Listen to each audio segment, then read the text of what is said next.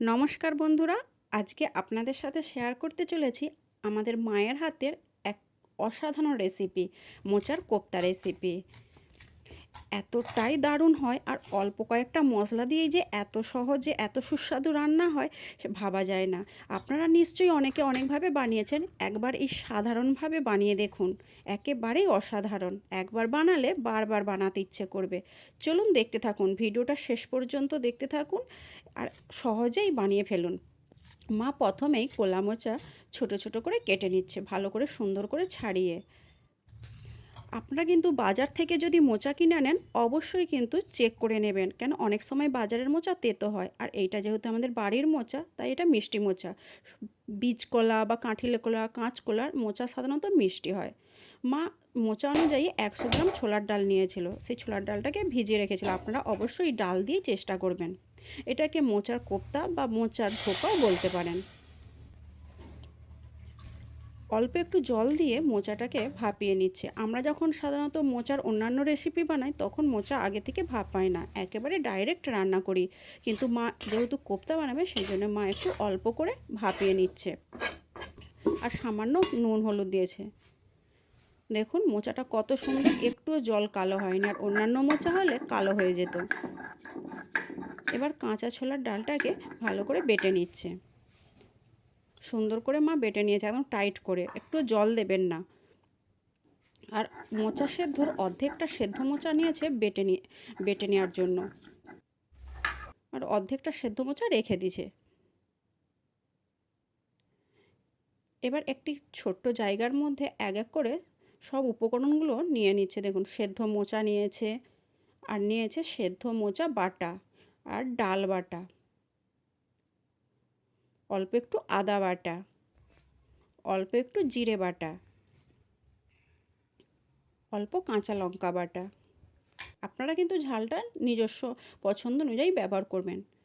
পরিমাণ মতো হলুদ, পরিমাণ মতো লবণ, আর দিল পরিমাণ মতো চিনি, শেষে অল্প একটু হিং। হিং দিলে এর স্বাদটা আরও বেড়ে যায়। এবার সবগুলোকে একসাথে সুন্দর করে মাখিয়ে নিচ্ছে। এবার একটা থালার মধ্যে সরিষার তেল দিয়ে মোচার ব্যাটারটাকে ভালো করে সুন্দর করে শেপ নিয়ে নিচ্ছে। দেখুন আমি যেহেতু চৌকো শেপের কথা বলেছি তাই মা এইভাবে চৌকো শেপ করে পিস পিস করে কেটে নিচ্ছে। আপনারা চাইলে নিজস্ব পছন্দ অনুযায়ী শেপ দিতে পারেন বা ছোট ছোট বল করেও ভেজে নিতে পারেন। আর এটা সরিষার তেলেই রান্না করার চেষ্টা করবেন। কড়াইতে দিয়ে দিয়েছে সরিষার তেল, গরম হয়ে গিয়েছে। এবার এক এক করে মোচার পিসগুলোকে সুন্দর করে ভেজে নিচ্ছে। একটু আস্তে আস্তে আপনারা কিন্তু এগুলো ছাড়বেন যাতে না শেপটা নষ্ট হয়।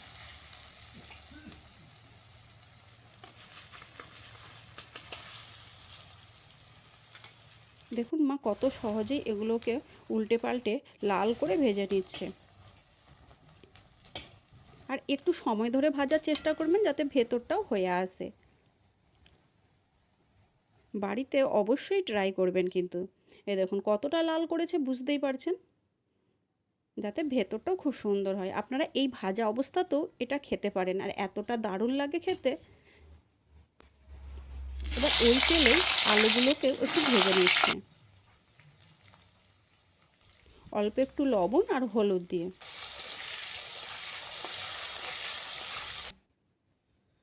এবার আলু ভাজার পর ওই তেলে দিয়ে দিয়েছে গোটা গরম মশলা, আদা বাটা, জিরে বাটা। খুবই অল্প মশলাতেই এই রান্নাটা কিন্তু হয়ে যায়।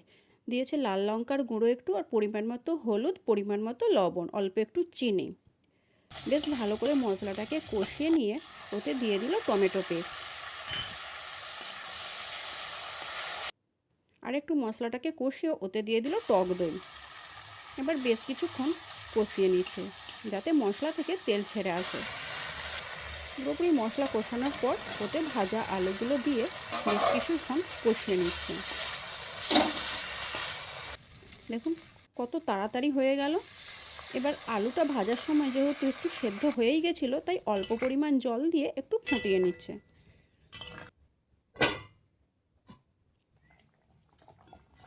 আলু পুরোপুরি সেদ্ধ হয়ে গেছে। এবার মোচার কোপ্তাগুলোকে ওই ঝোলে দিয়ে একটু ফুটিয়ে নিল। দেখুন রান্না প্রায় কমপ্লিট। এবার লাস্টে মা একটু গরম মশলা বাটা দিয়ে ওটাকে নামিয়ে নিচ্ছে। আর আপনারা চাইলে ঘিও ব্যবহার করতে পারেন। দেখুন একটা পাত্রে ঢেলে নিচ্ছে আর কতটা সুন্দর হয়েছে দেখুন, খেতে কিন্তু দারুণ হয়েছিল, তাই আপনাদের সাথে রেসিপিটা শেয়ার করলাম। ভিডিওটা যদি ভালো লেগে থাকে বন্ধুরা কমেন্ট করবেন, আর পাশে থাকার জন্য অনেক ধন্যবাদ।